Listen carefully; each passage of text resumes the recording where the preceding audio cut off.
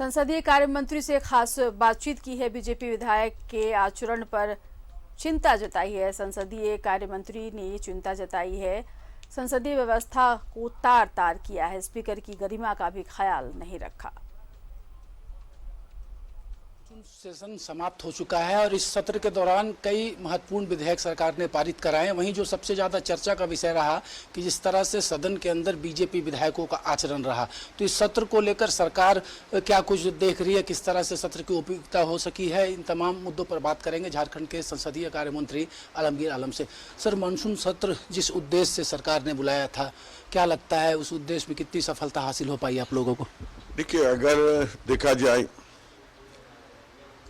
कि ये सत्र जो हम लोग मानसून सत्र चलाए हैं, इसमें बहुत सारे जो है जन मुद्दा उठ कर आए हैं और उसका निष्पादन भी हुआ है, लेकिन हाउस मैक्सिमम अधिक व्यवस्थित नहीं रहे। और जो जनहित का मुद्दा था, जिसका हम लोग बिल भी लाए थे, कई अध्यादेश के माध्यम से भी एक बिल आया था और भी बिल लाए थे, वो बिल भी पास करके जनता को हम लोग एक सौगात देने के काम किया है। लेकिन इस बार जो विधानसभा में भारतीय जनता पार्टी का जो आचरण हम लोग को देखने मिला, तो लोकतंत्र को शर्मसार कर दिया है। बेल में आकर 2-4 मिनट के लिए आवाज अपना कोई बुलंद कर सकता है, फिर जाकर अपना बैठ जाता है।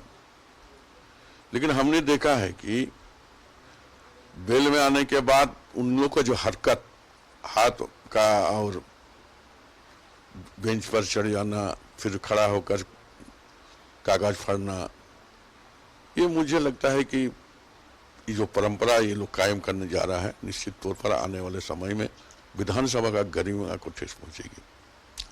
और लोकतंत्र में यही है कि हम पक्ष और विपक्ष रहते हैं।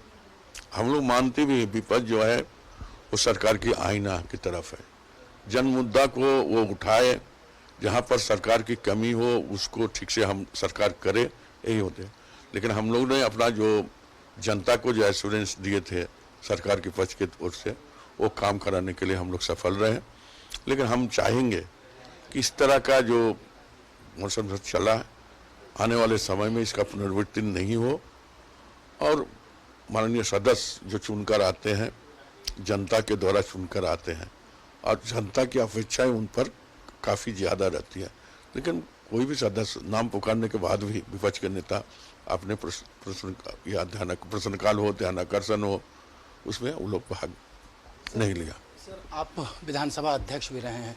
जिस तरह से कल एक बड़ा आरोप चंदन क्यारी से जो विधायक हैं अमर बौरी, उन्होंने लगाया कि वो दलित हैं, इसलिए स्पीकर ने उनके कार्य स्थगन को सदन के अंदर नहीं पड़ा।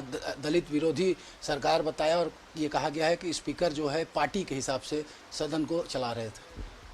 देखिए, इस बार का सदन में जिस तरह का विरोधी पक्ष के माननीय सदस्य का जो हरकत हुआ है, तो हम तो बोलेंगे कि हमारे जो माननीय विधानसभा अध्यक्ष जो है रविंद्र जी जो है, वो बहुत संयम के साथ, धैर्य के साथ विधानसभा को चलाने के काम किया। और जहां तक वो बोले हैं कि दलित हैं, दलित की बात सुना नहीं जाता है, तो नारायण दास भी तो दलित हैं, वो भी भारतीय जनता पार्टी के विधायक हैं। वो तो एक बार नहीं, हमको लगता 3-4 दिन में बोले हैं और जब भी आवाज उठाए हैं, कल भी जो हाउस चल रहा था, कल भी उन्होंने बात रखने की काम किया। उन्होंने देवघर में मंदिर खोलने के बाद भी उन्होंने बढ़िया से रखने का काम किया है।